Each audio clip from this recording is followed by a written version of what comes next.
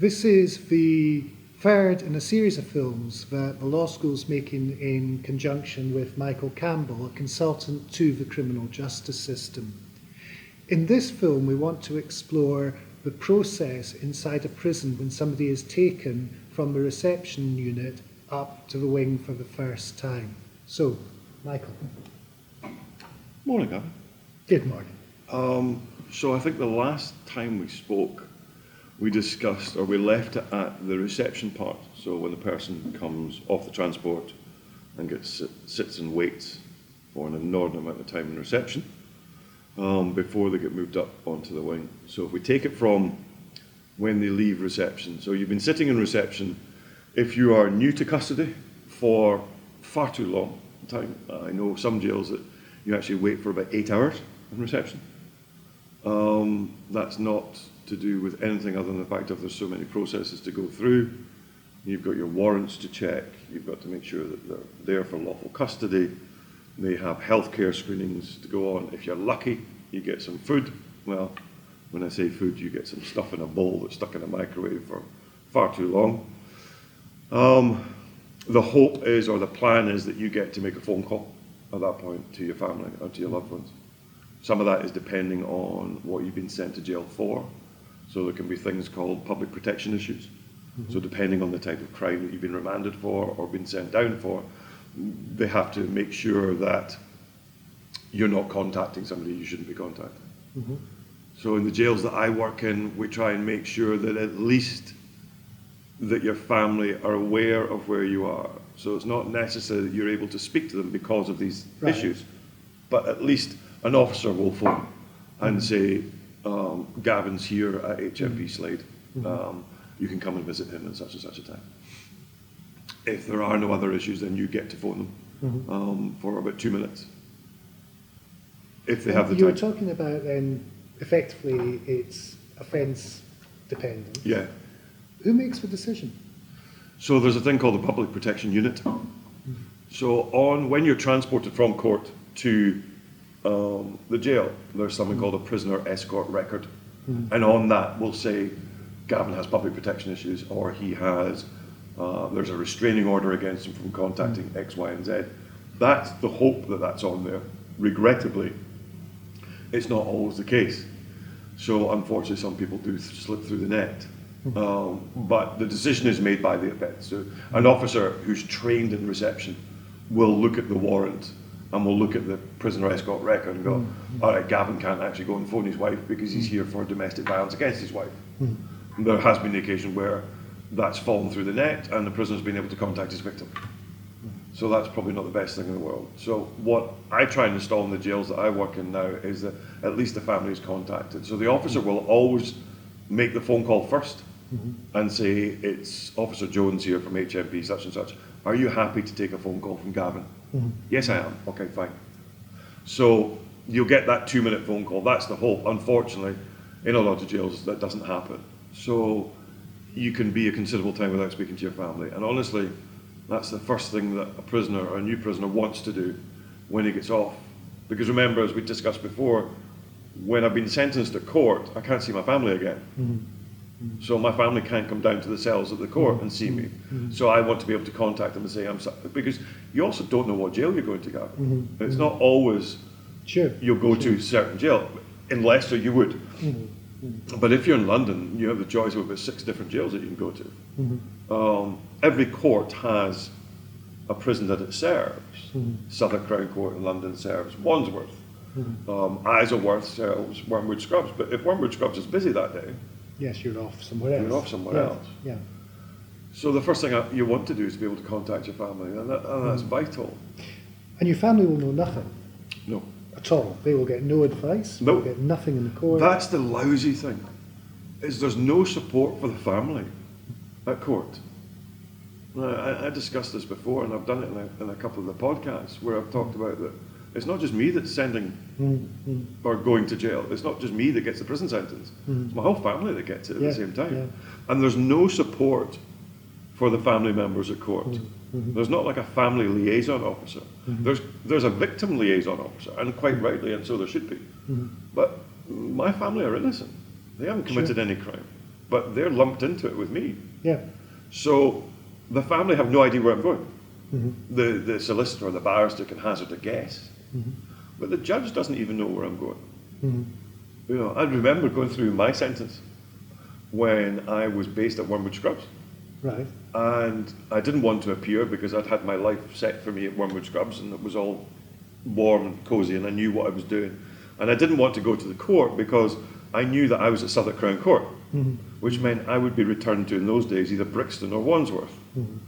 So the judge didn't understand that this was the case, because I remember my barrister saying to the judge at one time, could you direct, please, that he gets returned back to the jail from where he came? And the judge turned around and said, what? He doesn't go back to his own cell tonight? Every prisoner, when they appear in court, Gavin, has to pack their stuff that morning. Yeah. Even if you're going on a week's trial, you're packing the stuff. So your family don't know where you're going. So when you get back to the reception stuff, the idea is to have that quick phone call to say, you can come and visit me in 2 or 3 days' time.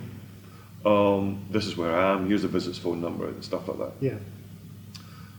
If you've been treated properly in reception, then you're quite calm. You're still the dry mouth and the swollen tongue and all that stuff. But your anxieties about we're going to jail have been put slightly to rest. Yeah. You understand it's not all Midnight Express. And then all of a sudden the officer comes to you and says, all right, we're going to the wing. And then your adrenaline level just goes straight through the roof again. And you put all your worldly possessions into a plastic bag. And then you're told, right, we're going to, in my days it was, you're going to the first night centre, which is the biggest misnomer in the world, because you're not there just for your first night, you're there for a good lump of time. What's a good lump of time? Oh, how long's a piece of string? Pre-COVID, you could be on the wing for 2 or 3 days. You could be in the wing for 2 or 3 weeks. Oh, right, as long as that. Yeah, there's no set time, which is a thing that the work that I do now gives them a set time of when you need to be on the wing, of how long you need to be there, because you're not going to be settled while you're on that wing, because there's a, for the want of a better word, there's a churn. Yeah. You know, the London jails and even some of the Midlands jails, there's 25 to 30 people a day, Gavin, coming into the jail. That's a lot of people. So you can't stay on that one place. And it's good to try and settle yourself into the jail. So you'll stay there on that wing until you've gone through what they call the induction process, which I call the early days process. But you get onto the wing regardless, and I'm only picturing it in my own head of my experience of going to into Wormwood Scrubs. So you're walked through what I call the belly of the jail, and then you go up the stairs, which is 3 flights up. And if you are reasonably well built like what I am, you've got a massive plastic bag of stuff. And you're sweating like a dog by the time you get to the 3rd floor, because there's a lift there, but you can't use it, that's for staff only. So we're lugged up the stairs. So who took you? So it's one member of staff that comes. And if they're a lazy member of staff, they'll say, you lot make your way to the top of the stairs, and then they go into the lift. They go up the top.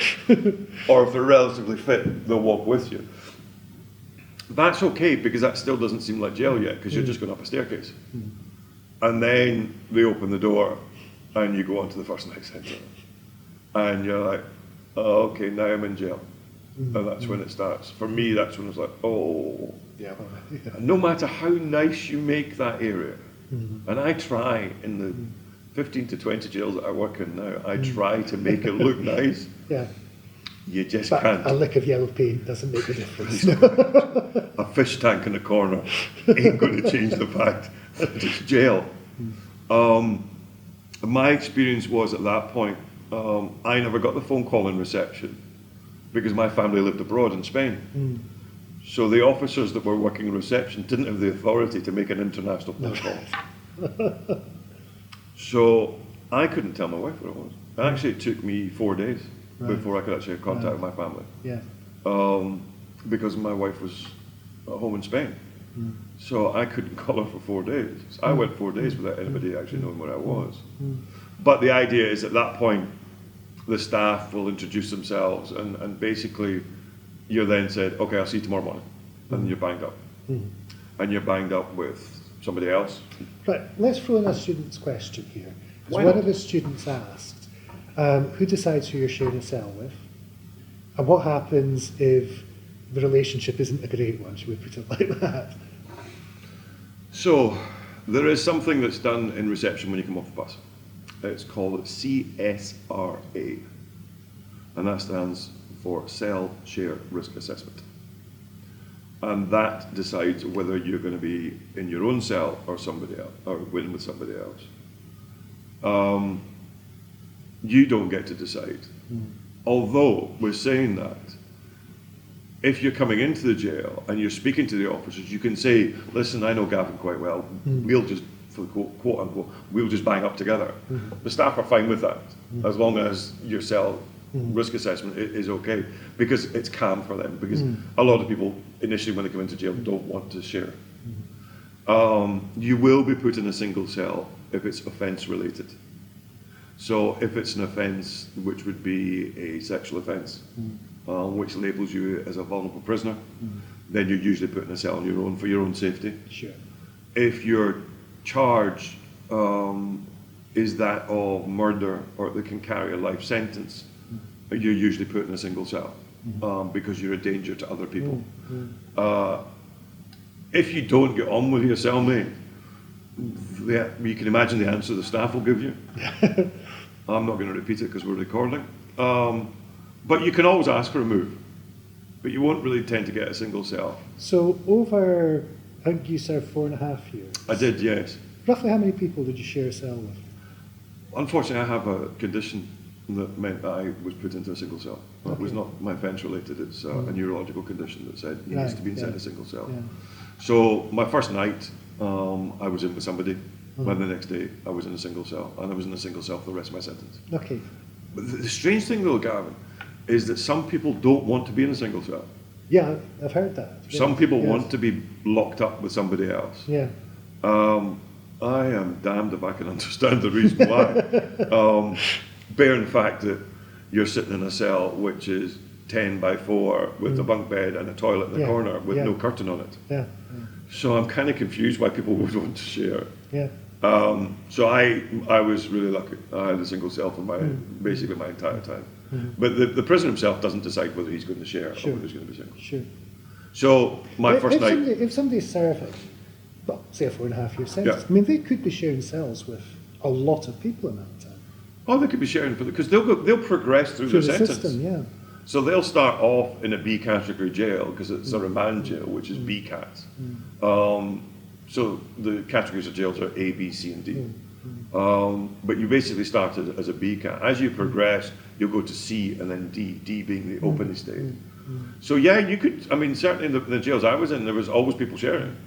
So as you go along, especially if you're remand, you could be getting a new cellmate every couple of days. Yes. Because if I'm bringing out to court, they have to fill that cell that day. So that they'll fill that before I come back. So I don't come back, excuse me, as I said, to my original cell. So yeah, you could go through a myriad of 300 odd people in your first year. Yeah, it's incredible, isn't it? Yeah. Yeah, most people don't understand that, do they? Yeah. No, they don't. I think that's absolutely right. So this is you now in the wing. Hi, this is me on the wing. Shall we take this up to maybe about the 3-month mark, Okay. Michael? So the next day, I'll be opened up at 8 o'clock in the morning. I won't be given the opportunity for a shower. I should be given a shower the night before. Should be. Not always. Right. I'll be opened up and I'll be told, right, get ready, it's induction. Now, for those people who have ever been near the armed forces know what induction's like. This is 10 times worse. Induction is supposed to be there to teach you about the rules and regulations of the prison and the different facilities that you can access whilst you're in jail. However, there's two cohorts of prisoners, remember. There's prisoners who have been remanded to custody, and there's prisoners who have been convicted. The prisoners who have been remanded to custody, we need to always remember, these are innocent individuals. They have not been found guilty of any crime. So the prison rules say this: if you're remanded to custody, you do not need to engage with the prison service. Right. Because you can't force me, because I'm not guilty. If I'm convicted, then you can force me. So you will be given And this is where, again, my work kind of comes back into it, because through my own personal experience, I was just overloaded with information in that first morning. I was given, You're taken to a room. You're taken to a classroom. Right. With what? 20 other guys? Which is all the guys that you came in with last night. Yeah. You're put into a classroom type facility, which again is something I rally against, because I've used this line before. My father spent an inordinate amount of money on my education, and it was the biggest waste of money he's ever had in his life. So when I see a desk and a table, I just go, oh God, I'm going back to school. Yeah. So I go into these prisons. Yes, you've not been invited back as distinguished former pupil of the year. Well, funny enough, no. I've never asked to go back to school and give a speech on the success of my life. Strange that. So you go into this room where there's 20 of you there, and it's this cacophony of noise, and I urge the students to read the stuff that Jason Wars put together and Kate's put together about the sensory perception of jails. Yeah. But you go into this room, there's 20 of you, and if it's the summer, this smells rather pungent, shall we say? And a prison officer will stand there and give you 400 pieces of paper to fill out that says this is what you agree to do. This is an interesting part. For anybody that's interested in the legal side of things, they give you all these compacts to sign and then take the compacts back off you again. Right. So sign that, Gavin. Sign it just now. Yeah. Well, I'd like to read it. No, just sign it. And then they take it off. You don't give you a copy to read. To keep or to see what you've... So, yeah, to see what you're supposed to sign. And then they'll tell you about the facilities in the jail. They'll tell you when lunch is served, when dinner is served. They'll tell you when there's lock-up, when you're supposed to be behind your door, when there's what's called association. But all these words are used, and I think of the person that is new to jail. Yeah. They've never heard of the word association before. Well, they have. They've seen it in the news. It says guilt by association, but they haven't. Yes, appreciated. There's no in this dictionary. particular context. Yeah. When somebody first told me about canteen in jail, I was like, "Is that something you put your water in?" Yeah. No, it's the thing you Well, order. that's actually another question we're going to be Yeah. dealing with today, isn't it? So there's all this stuff, and it's given to you in the space of 45 minutes, and then you said, "Okay, now you're ready to go." You're given a basic literary skills application form. You're given a basic maths form. You are seen by the doctor one more time. If you haven't been seen in reception, it's a secondary healthcare thing to make sure you've got all your prescriptions, because this is another thing that misses in jail.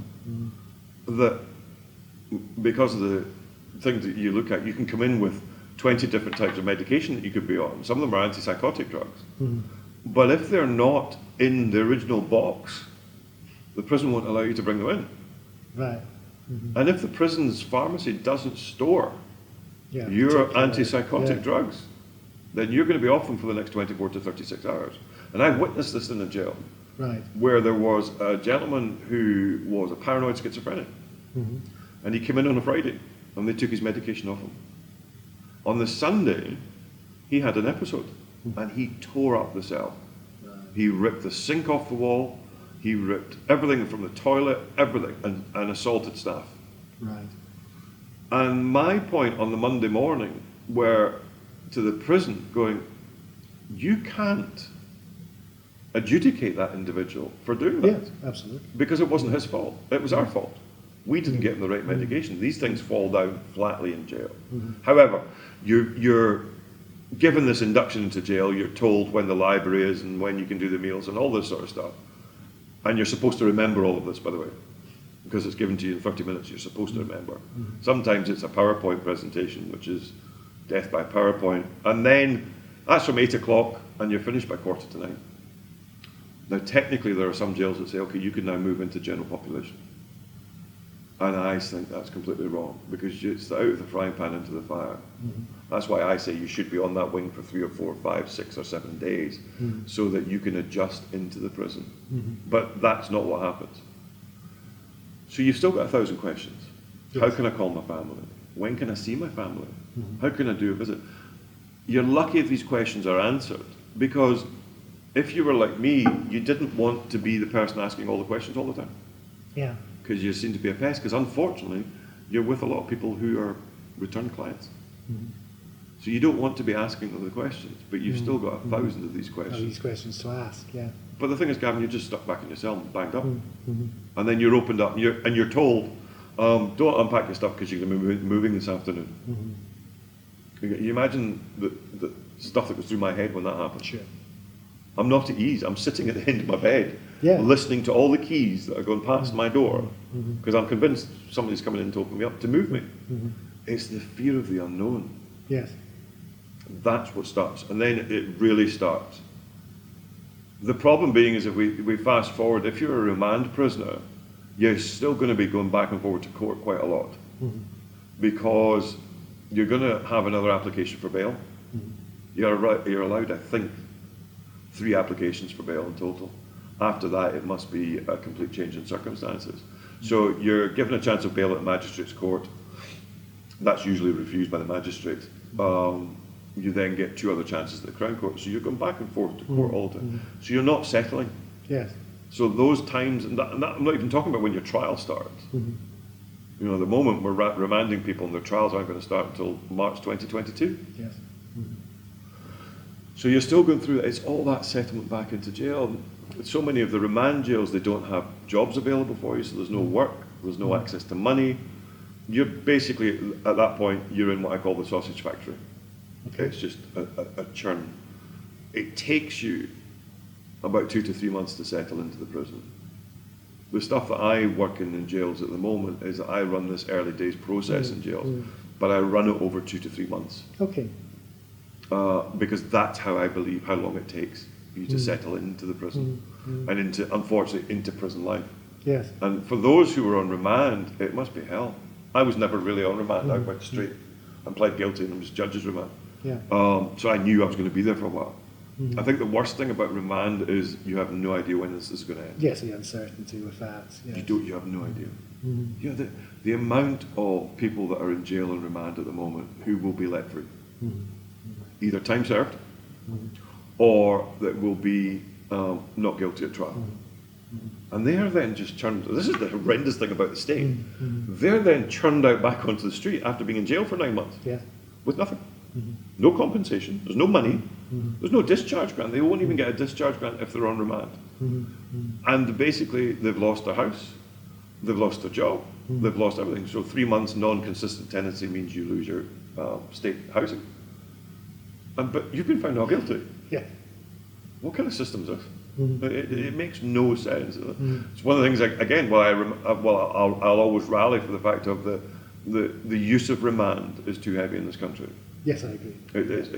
Tag them, give them house arrest, do these sort of things. But those first 2 or 3 months, that's when you're settling in. So that's when you're starting to get used to the regime in prison. You're starting to get used to of the enhanced status or the incentives and earned privilege program, or as I like to call it, the carrot and stick program. We'll give you a carrot if you're nice, and we'll beat you on the back if you're not nice. So it takes you 2 to 3 months of settling in. Hopefully, you'll be in that jail. Yeah, because that's about funny if I was going to move on to. I mean, to some extent, there will be similarities between jails. But if you move, I mean, the regime could be different. To some extent, I mean, you have to go through another sort of induction process. You do? Yeah. So everybody that comes into any of the jails that I work in has to go through the early days process. Okay. Because in that situation, you'd hope there'd be some continuity between the jails. There genuinely isn't, Gavin. Even the remand jails.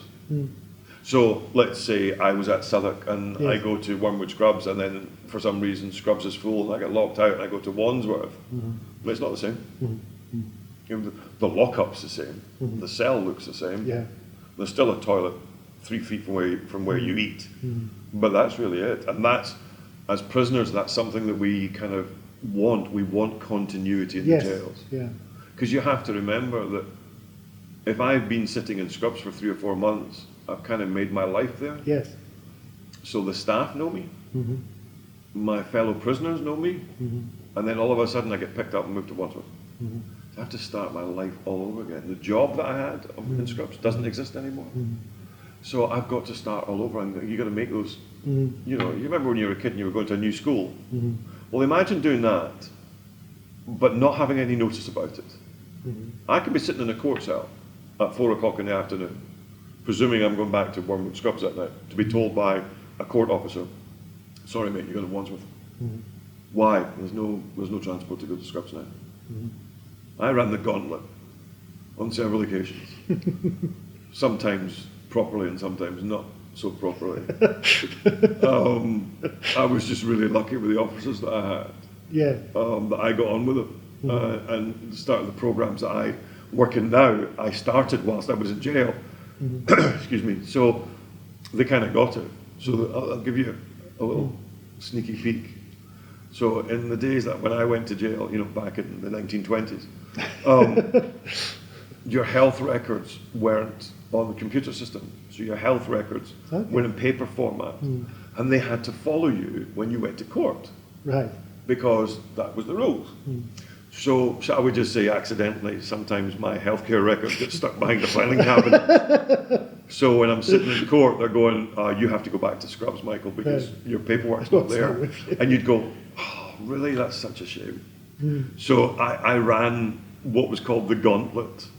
And I remember, Gavin, about a year later on, being in Wandsworth, and a guy going to me, are you that guy from Scrubs that used to go back and forth to Suffolk all the time? And I went, yeah. And he went, oh, you're a legend. Yes. I said, why? He said, we all knew we couldn't figure out what you were doing in order to go back. And I was like, he said, were you paying him a backhander? I went, no, I genuinely wasn't. It was their sheer and utter incompetency that got me to go back and forth. So you don't go to the same jail, so it's not the same. And as you go through your prison sentence, you go to different jails.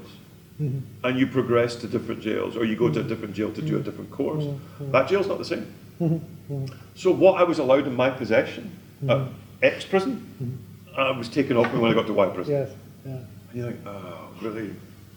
So that's the first 2 to 3 months. That's the unfortunate time where self-harm is reasonably high.